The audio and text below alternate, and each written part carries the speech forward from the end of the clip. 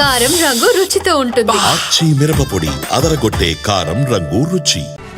Operation Sindoor విజయవంతమైంది. పక్కా ప్రణాళికతో ఉగ్రముగ్రను మట్టుబెట్టిన కేంద్రం ఆ తరువాత తీసుకోవాల్సిన చర్యలపై ఫోకస్ పెట్టింది. ప్రధాని మోదీతో పాటు కేంద్ర మంత్రులు వరుస సమావేశాలు నిర్వహించారు.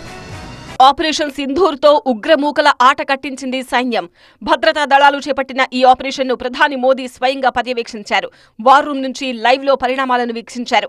ఆ తర్వాత ప్రధాని మోదీ నివాసంలో కీలకమైన భద్రతా వ్యవహారాల కేబినెట్ కమిటీ సమావేశం జరిగింది. కేంద్ర మంత్రులు అమిత్ షా, రాజ్నాథ్ సింగ్ ఈ సమావేశానికి హాజరయ్యారు.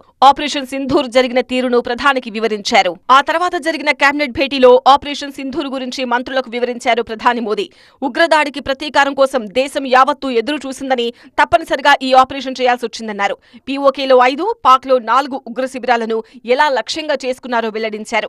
ఈ సందర్భంగా సైన్యం, ప్రధాని మోదీ నాయకత్వానికి మంత్రివర్గం అభినందనలు తెలిపింది. కేబినెట్ భేటీ అనంతరం రాష్ట్రపతి ద్రౌపది ముర్మును కలిశారు ప్రధాని మోదీ. ఆపరేషన్ సింధూర్ పరిణామాలను ఆమెకు వివరించారు. కేంద్ర హోంమంత్రి అమిత్ షా సరిహద్దు రాష్ట్రాల ముఖ్యమంత్రులు, డీజీపీలు, ప్రధాన కార్యదర్శులతో సమావేశం నిర్వహించారు.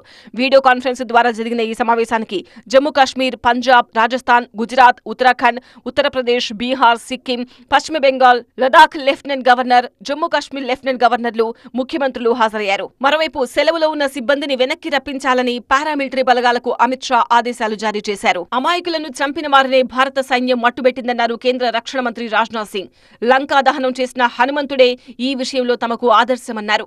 భారత సైన్యం తమ శౌర్యం, ధైర్యాన్ని ప్రదర్శించి కొత్త చరిత్రను సృష్టించారని కొనియాడారు. हमने केवल उन्हीं को मारा जिन्होंने हमारे मासूमों को मारा। आतंकियों को ट्रेनिंग देने वाले कैंप्स को तबाह करके करारा जवाब। हमारे आर्म्ड फोर्सेस के शौर्य को मैं नमन करता हूं. మరోవైపు ఆపరేషన్ సింధూర్ జరిగిన తీరును స్పెయిన్, జర్మనీ, ఫ్రాన్స్, జపాన్ సహా వివిధ దేశాల విదేశాంగ మంత్రులకు వివరించారు విదేశాంగ మంత్రి జయశంకర్. ఉగ్రవాదాన్ని భారత్ సహించదన్నారు. ఇక ఇదే అంశంపై అఖిలపక్షం నిర్వహించనుంది కేంద్రం. రక్షణ మంత్రి రాజ్నాథ్ అధ్యక్షతన అఖిలపక్ష భేటీ జరగనుంది.